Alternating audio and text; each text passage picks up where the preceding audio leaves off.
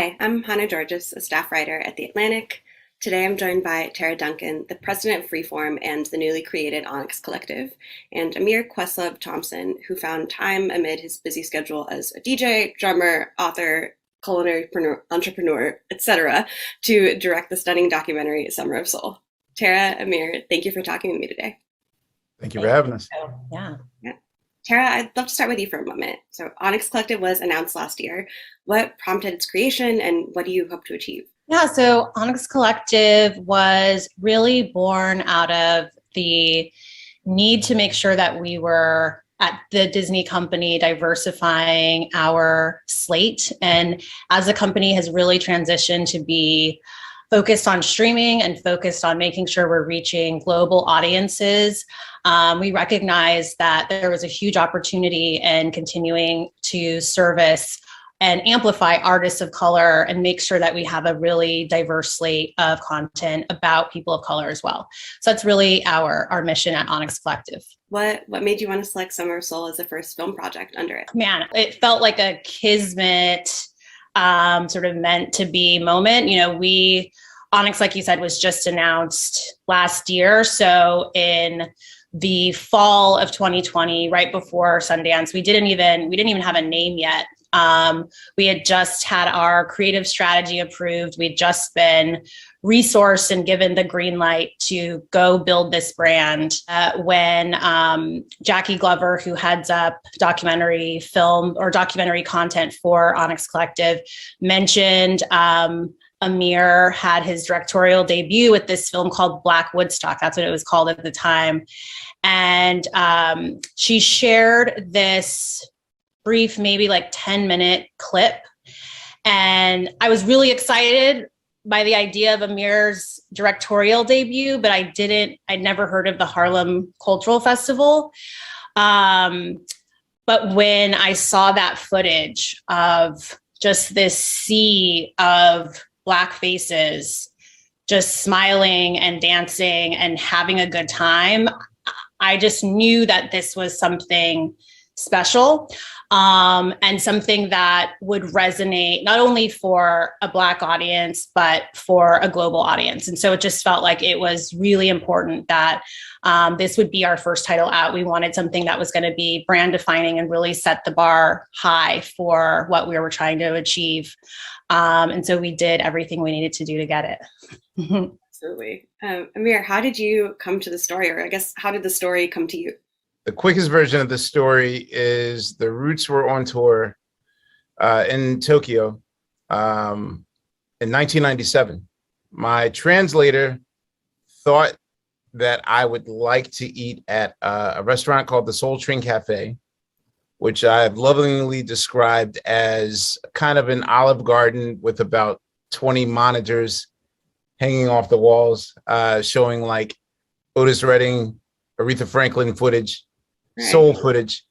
Saw the Sly and the Family Stone clip of about 2 to 3 minutes from the Harlem Cultural Festival. It was camera 2, so I didn't realize at the time that I was watching the Harlem Cultural Festival. I assumed that it was, like the Montreux Jazz Festival or something like that. Cut to 20 years later, backstage at the Tonight Show. Just as Tara described, these two gentlemen tried to convince me, the all-knowing czar of music, that there was something called the Harlem, a Black Woodstock happened in 1969. And I kind of didn't believe them. I just thought, there's always that one figure in my life that's always trying to outdo me because they know my penchant for like record collecting and pop culture. Here's a Prince sound check you don't have from 1986.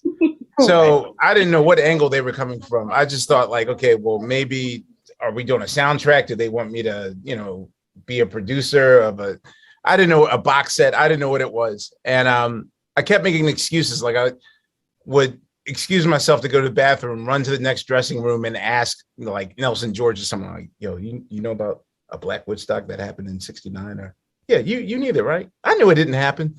And to me, that's one of the most dangerous things about Black erasure. Like, Black erasure is sort of an ongoing thing with this project. And I think oftentimes, when you mention anything with concerning Black people, it's automatically controversial. So I think that people tend to think that Black erasure is kind of this most extreme act of violence, held at gunpoint. No, you must never release this film as long as you live, or I'll burn your whole family down. But, in my observation, some of the most dangerous acts of Black erasure, it comes almost in a benign form, like a very casual, discarded thing. And, for me, I could not believe once they showed me the footage, it took a week for it. They brought the hard drive in, and even then I was making excuses for why this film couldn't come out. I was like, well, maybe the audio sucks, or maybe the video sucks. And nothing was wrong with it. And to be honest with you, I was floored by they showed me Precious Lord first. And I was like, well, something has to be wrong. Was it copyright issues, or what is it? And, it's just that sometimes it's that easy to destroy a legacy with just a casual, no big deal. And even the fact that once this film got greenlit, I mean, it still took a village of people to bring it together. Like normally when you do something of this caliber, it's like maybe one or two contributors financially to make it happen. But, this is like us pulling our milk money together. Here's my change, So this film, although meant to be here, kind of squeezed through the cracks by the skin of its teeth, Yeah, absolutely. One of the things that I loved most watching it was just how clearly it functions, not just as a recollection of this sort of one specific moment in time, or as like a performance documentary, right? But also as a real record of a broader Black musical and social history, right? Like how did you set out to tell that kind of really fully rounded story? I always say that time is literally the star of this film. Mm-hmm. When you speak of why did it take, why was 69 so transformative? Why did it take almost 5 decades for this film to find a home? And even at the time when I first really decided, okay, I'm going to do this, initially it just started out as like, let me curate 17 really cool songs, put them in order. Here it is. And, it's going to be under the radar, and I'll go back to my life as a musician. And then things started happening. For starters, my obsession with wanting to know why certain things happened. Of course, we've heard stories of Stevie Wonder and Gene Key sort of making light of the fact that the moon landings happening and the audience booing. And, having been a child of the 70s and 80s, I was taught that the moon landing was a great thing. And, this is Neil Armstrong and this is Tang and everything, that sort of, it was aspirational. And I didn't realize that. So once we looked, it was like, well, do we look under that? Do we look under those covers? And if we do we have to also explain everything else? And not to mention, the most important aspect of time was once the pandemic happened, time was really on my side as far as a clear mind and where we wanted to go with the story. So even when we were approving, when I would show the gospel footage, I was quarantining on a farm. So when like the younger people way younger than me were watching it, they kind of saw the gospel thing as, kind of humorous. I always say it's like a cat video. Like, wow, look at her catch the spirit. Like, oh, this is funny, right? And it bothered me a little bit because I know the way that this generation takes in information is different than other generations. Like when I went to go see Face Off in '97, it was like an action film. But then I went to Brooklyn to see Face Off like 3 years ago, and they were laughing like it was a comedy. And I didn't want this to happen. So for me, I wanted to explain why Sonny Sharrock did that guitar solo. I wanted to explain why, we're just starting to talk about mental health now as Black people, but back then that was our doctor, our prescription, and our couch. And so, and not to mention once March and April kicked in, enter George Floyd and Breonna Taylor, suddenly, what we were editing you couldn't tell the difference between MSNBC and what we were editing. And that's when we felt it was even more urgent to show the precise mirror reflection of 50 years.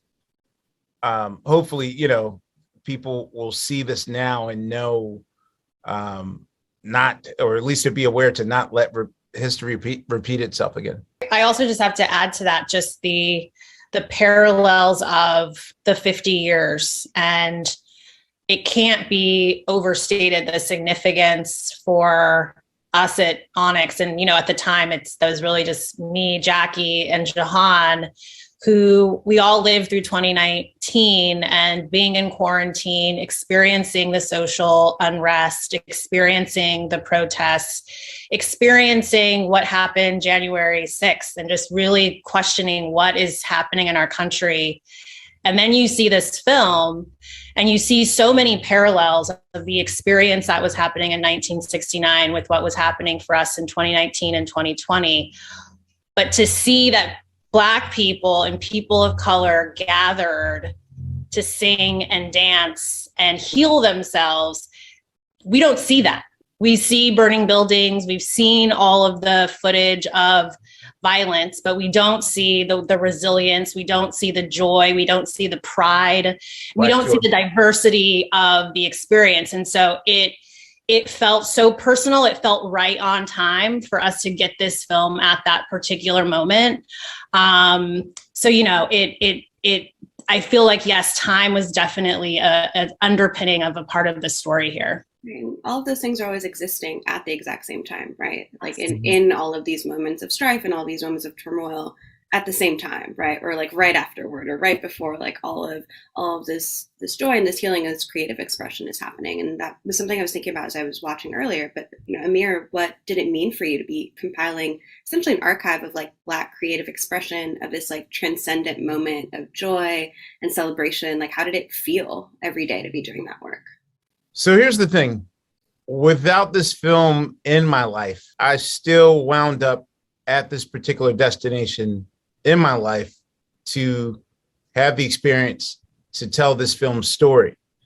And at the time when I'm starting the film, Prince had just released his unfinished autobiography, which he did 4 chapters. And there's a moment in there that really hit me where he wanted to sort of dispel the myth of whatever we thought was his troubled childhood. So he told a really fuzzy, cute story about his dad taking him to go see Woodstock. Upon my further investigation, I suspected it all along. Like oftentimes we tend to, American history is sort of the story of revisionist history of putting a bow or a nice bow on a package.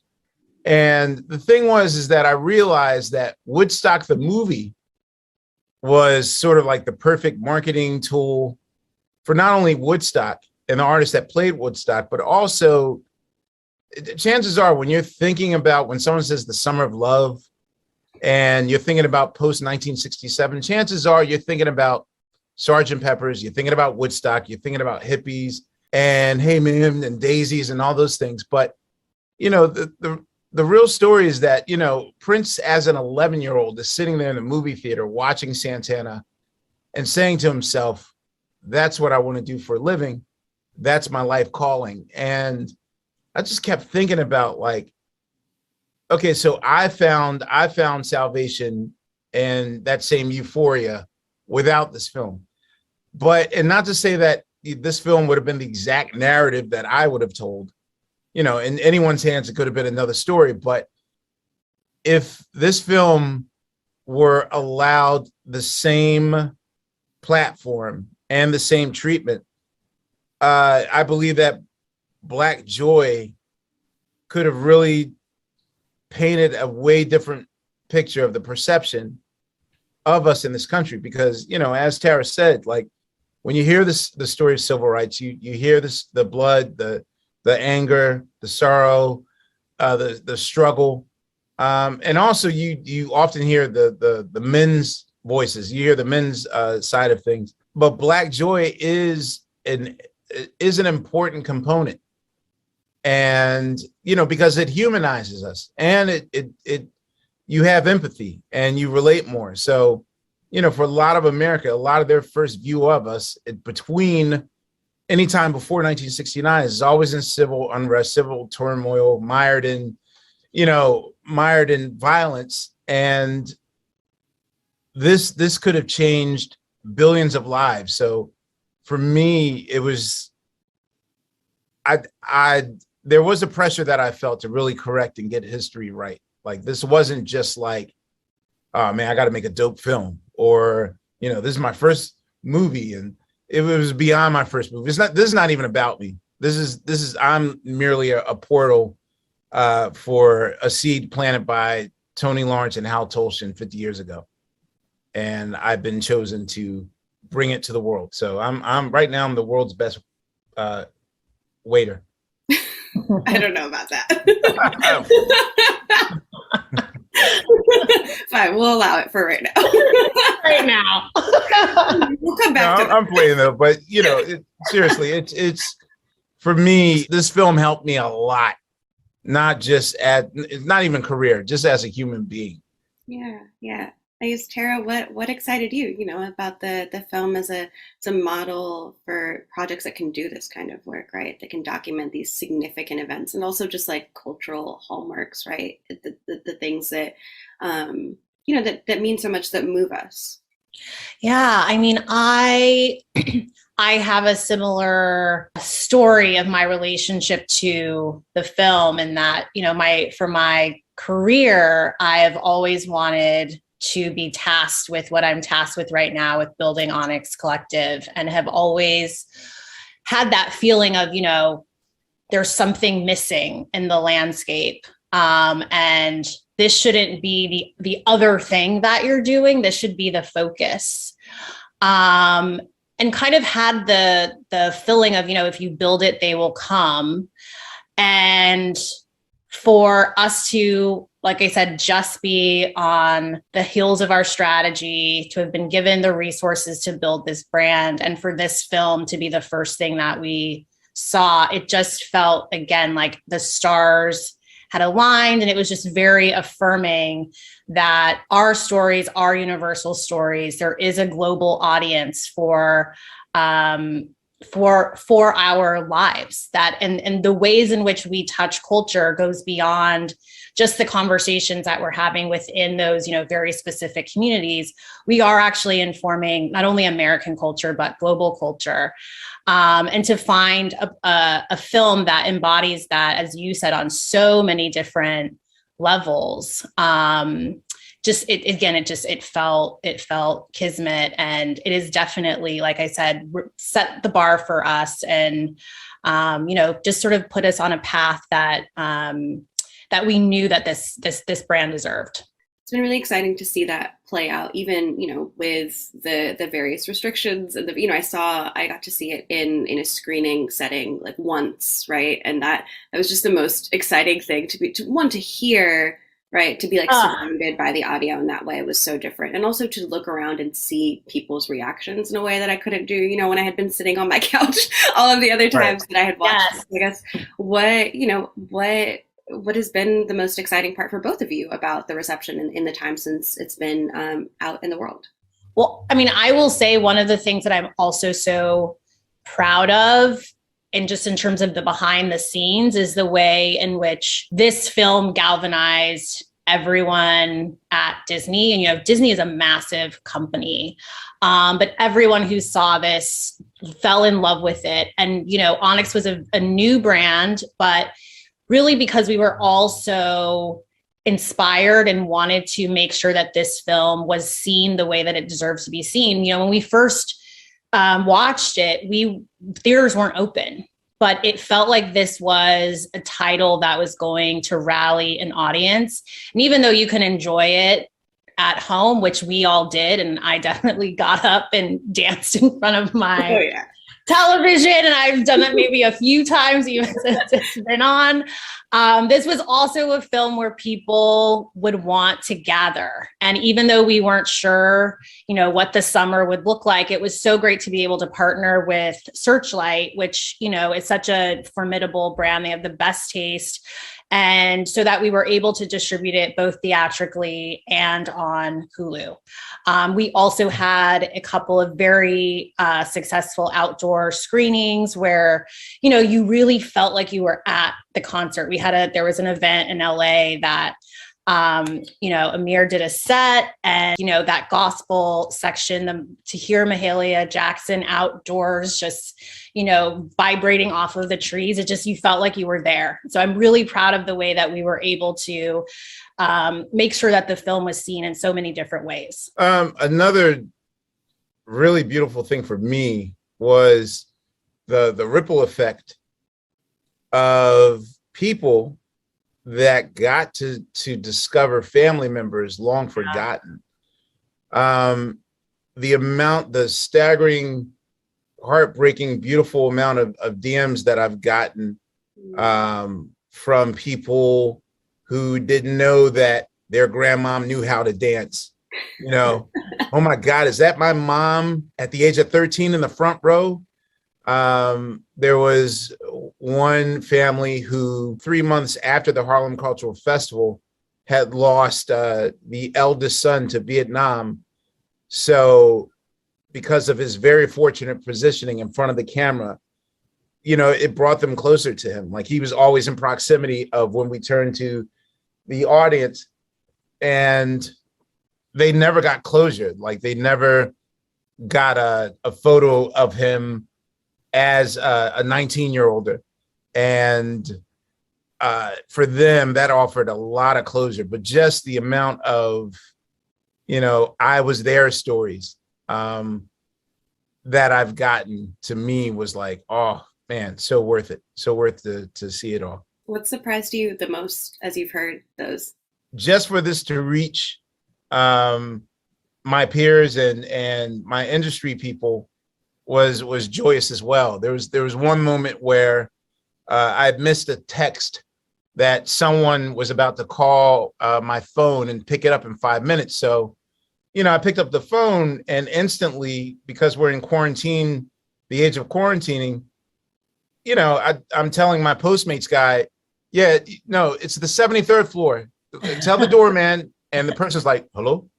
I was like, yeah, come to the floor 73rd. I'm on the far end apartment. He's like, this is Barry. And I said, who? This is Barry. Barack. Hang on one second. And the person's like, hey, Ahmir, yeah, wait, they didn't tell you Barack was calling? So, he's like, wait, you thought it was your Postmates?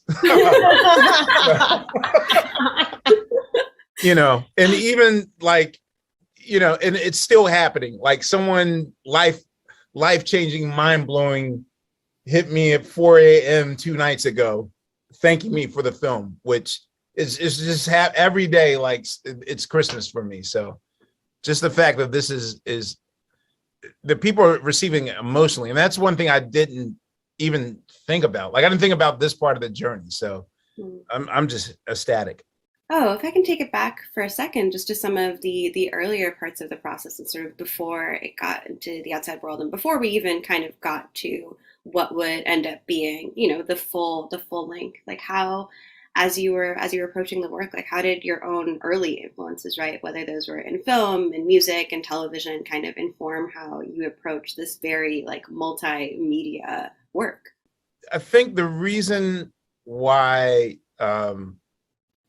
Robert and David chose me for this mission was, because maybe I had a new set of eyes and ears, and I wasn't aware of any rules of filmmaking previously.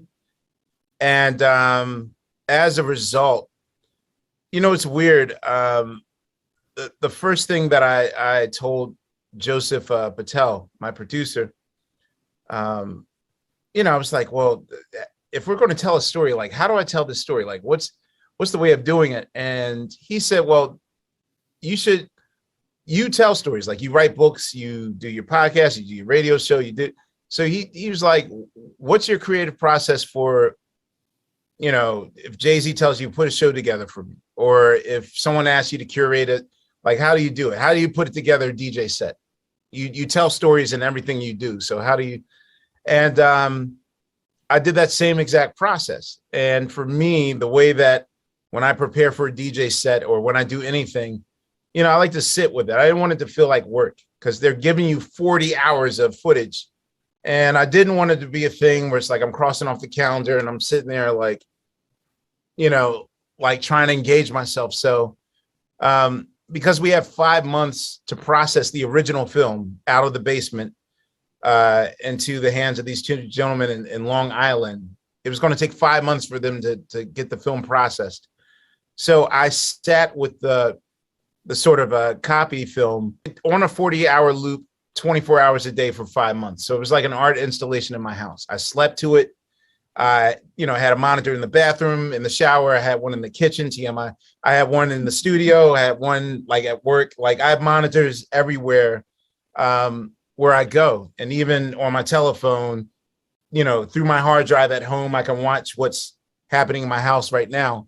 And for me, if something gave me goosebumps, then I took a note of it and wrote it down. And when we had about 30 goosebump moments, then I felt like we had something to start with. And usually when I do a project, I do it backwards. I start with how do I, what's my ending? How do I want people to feel? And I wanted them on fire about this film. And it's not like I planned those moments where like Musa Jackson's crying or Marilyn McCoo's tearing. Like those were casual moments. I didn't even know that was happening. You can't plan those, but I basically worked backwards in telling Joseph that I needed an editor that I wanted an editor that was a musician, because there's a certain rhythm and pace that I felt was important if I am to put this together like a DJ set, and that's Josh Pearson all the way. Like Josh Pearson is a musician.